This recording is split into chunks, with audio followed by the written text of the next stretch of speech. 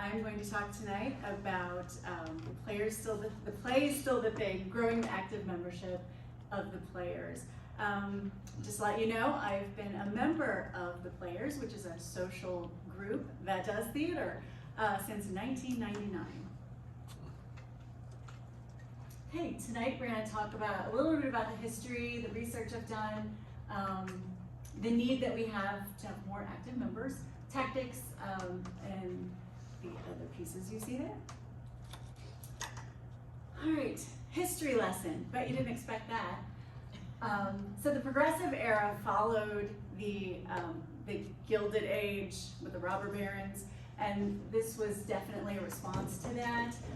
Players was formed kind of in the middle of the Progressive Era, and this was a time when people were working a little less, the conditions weren't so horrible, and so people were spending their leisure time forming these social clubs. All right, I'm not going to read everything, but I want you to notice a couple things. One is that the club started in 1905, but didn't have the name yet. And then just 2 years later, in 07, we'd already had hit more than 50 members. And then by 1912, we'd hit more than 75. And yet, it took until 1916 for us to elect officers and keep records, because that's not really what we're into. And then in 1927, we began using the theater that we're still using today, which is now called Headback Theater and owned by Footlight Musicals. Okay, the historical objective is one that we are still following, and basically we present plays, and it's purely for members' entertainment. We're not selling tickets to make money. We are a nonprofit. And so I've suggested as a mission, providing theatrical and social opportunities for members since 1905. Looking at some recent membership data, you can see where the problem lies. Obviously, in 2020, we did not add any new members. You may remember what was going on then. But even though we have added members since then, our overall total of active members is going down. And there are several reasons for that. We've lost, some are deceased, some have moved out of state, some have just said, you know what, I'm too busy for this, and just stopped paying dues. And you'll note that our pre-COVID Saturday night attendance, and that's the Saturday night event, is the one where afterwards we go to a country club in formal dress and have dinner and dancing, and it's so fun. So pre-COVID, it ranged, this is a guesstimate, around 125 with a high maybe around 160, and then after COVID, it ranges between 80 and 115. That's tough.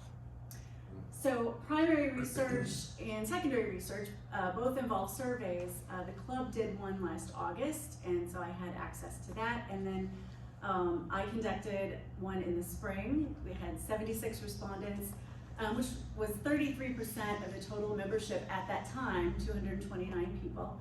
And I emailed the, Players Secretary emailed the link for me, and Alex posted it on Facebook. I also have interviewed several members and emailed even more members and a couple people outside the group for information. Okay, these are fun. So some of the survey results are, well, let's go with the first one on the left. From the question that I had asking about what experience have you had with the club before you joined the club,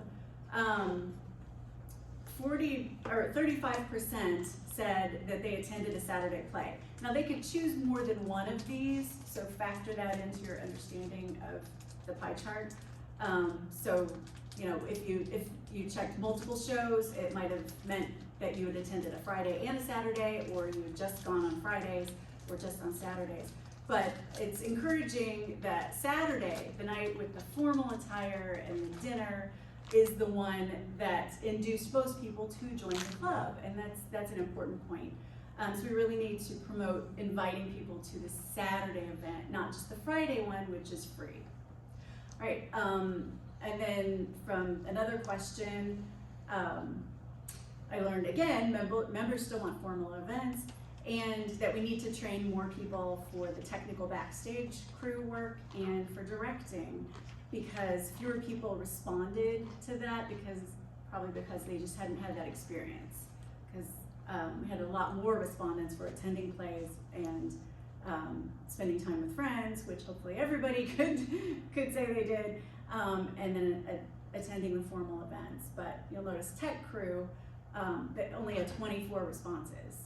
So everybody wants to come and hang out and act, but they don't want to do behind the scenes stuff, seems. Maybe, or they just don't have the technical know-how, and so they haven't said, hey, I'll be your prop master, or I'll help, the stagehand, because they don't know how to do it.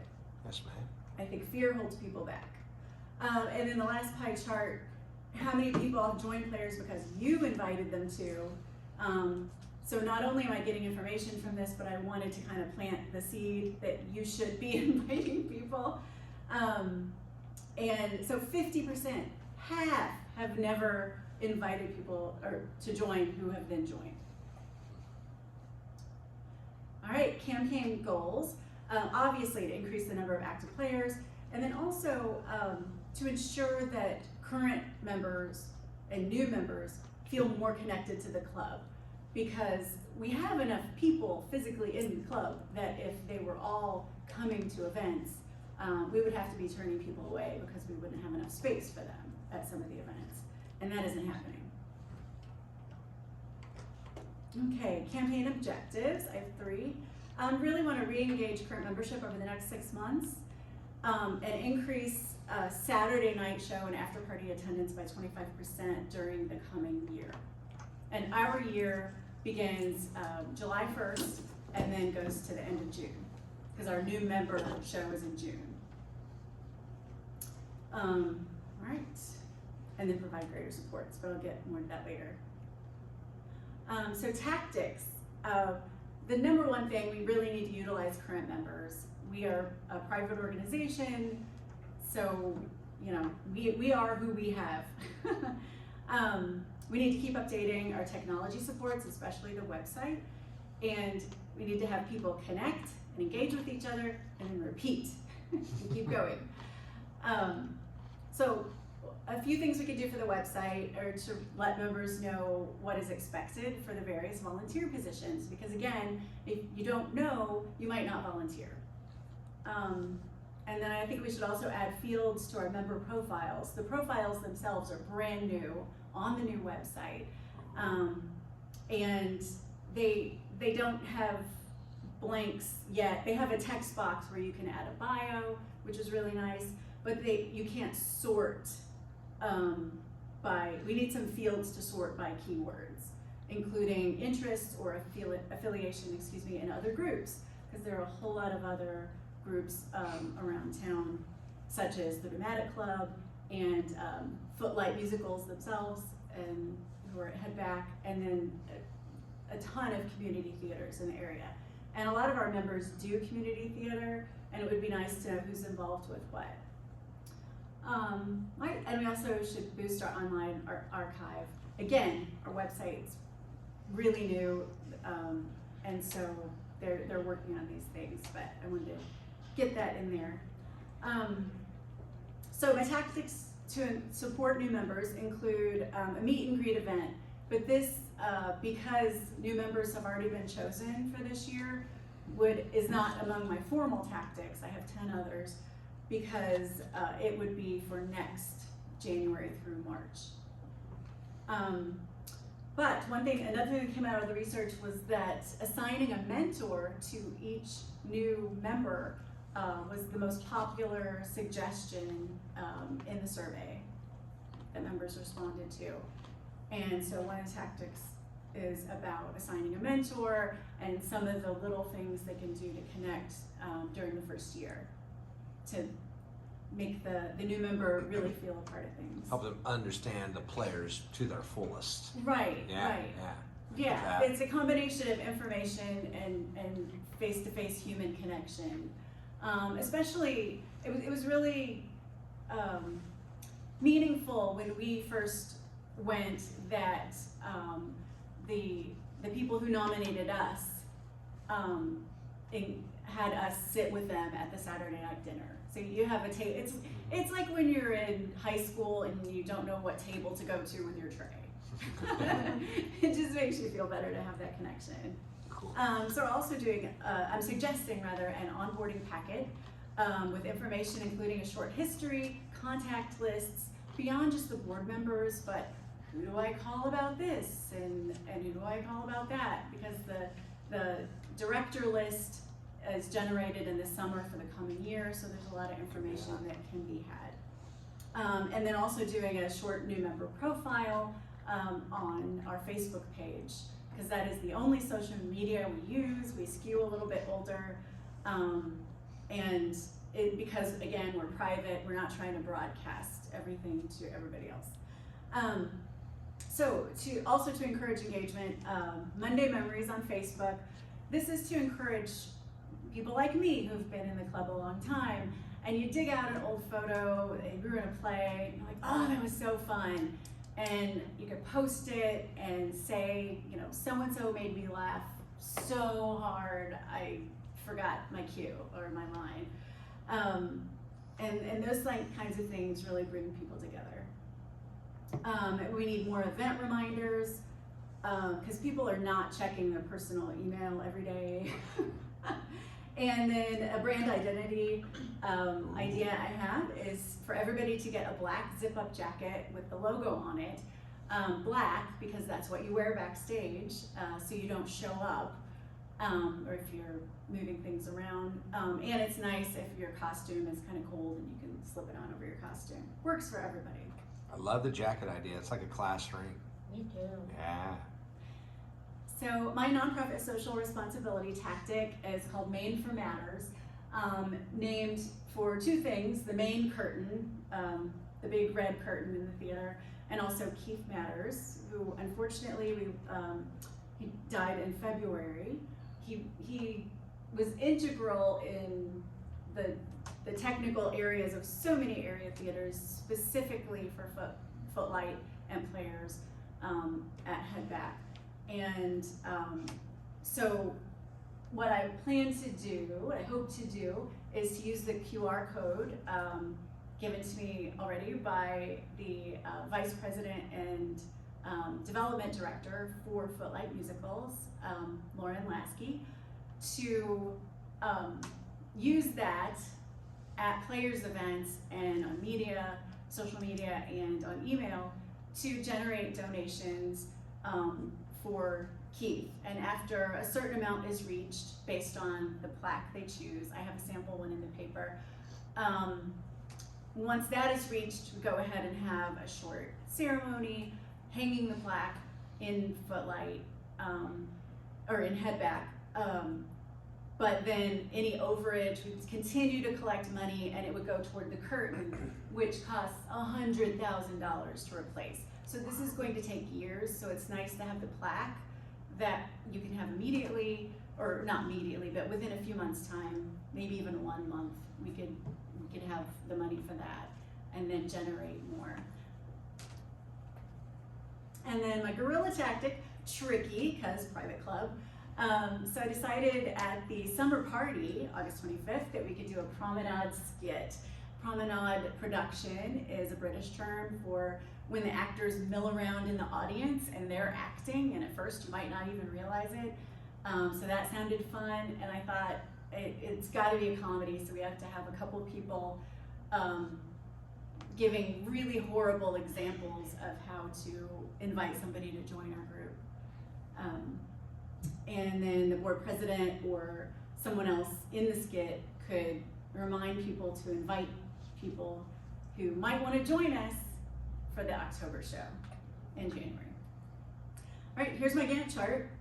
I have 10 tactics. The meet and greet, as I said, is not on here. I've built in evaluation times. There's little gray boxes that say eval, and also at the end, so the board members can touch base and get feedback throughout. I go into greater detail about that in the paper. And then here's my budget. It's very small. 390, I basically buying paper and custom invitations to send out to prospective members, because who doesn't love to get an invitation in the mail? And then the jackets hopefully will not cost the club anything, because we would gather orders and have people submit them on an online portal before ordering them. So we would just do it that way instead of having the club do it. All right, and so evaluation, a little bit more. Mention the board members. I think it's a good idea to keep doing surveys. Our members respond really well to those. You know, instead of the typical 5%, I got 33%, so that was fantastic. But specifically one for the new members and the mentors, to see if the tactics that we've used are making them feel connected like we want them to, or is it worth the time? And then we also, for heaven's sakes, need someone to track attendance, because we don't. At the Friday show and the Saturday show, we need to know how many people are coming are members and how many people are coming are guests, because otherwise, how can you do it? So I mentioned that the numbers I had on the previous slide were guesstimates, and the current treasurer sent me numbers based on the amount of money she took in and knowing that how much those were. So thank you so much. Do you have any questions? All right, 1641. 1641. So you're going to do this, so I mean, you're her helper. Like, okay, so you have a helper, it's not on you to do this. I mean, and that's great. Wow, you know, it's word of mouth, and it seems like that's been it, but it just, you have to me, it's how are you going to engage your people to make them want to help you bring people in? Yeah. It's tough. Right, That's everyone's tough. volunteer. Most people are either, we do have a lot of retirees. Yeah. So I think we just need to plug into our retiree contingent. I mean, yeah, you know, they have time, right? Oh yeah. Yes. Yeah. Well, unless they're off visiting grad, I know some of them are constantly Doing going on something. trips. Do you, Yes, do you ma'am. have them recruiting like a younger generation to pull in, like maybe their family to, hey, I'm not gonna do this anymore, but we need some younger. Oh, What? people stay in this group till they die. Oh, Oh, yeah. But before that, like, hey. Yeah, my oldest daughter, who's 25 now, joined last June. So I'm trying. Yes. What's like the price point for the like annual dues for the? Oh, sorry. Yeah, that didn't make the cut. I had so much to talk about. It is in the paper. So the dues, they got raised 75 per person. 75. Yes. It's basically double that for couples. We have a lot of married couples that join together, but we raise dues from $60 a person to $75. Yeah. So, but That's not bad. a that's year. annual. No. Yeah, that's I not mean, bad. if you think about other things you spend money on. I mean, I absolutely thought that was going to be like $200 to $300. I think that No. your dues Yeah. Well, I mean- absolutely could increase a little bit to help with the money. I think that's I cheap. suppose if you add up like how much they pay for each show, like the Saturday, you're paying $60 a plate. Yeah. Ah, Yeah. And then okay. 4 I see. shows a year plus your dues. So I mean, at the end of the year, it comes out to about that. And we actually pay for most, not all, of our props for our characters. And we're usually primarily responsible for getting our own costumes together. So, I mean, there are people who will help. And, you know, a lot of people are like, well, time to go to Goodwill. So, yeah, anybody else? Okay. All right, thank you. Thank you.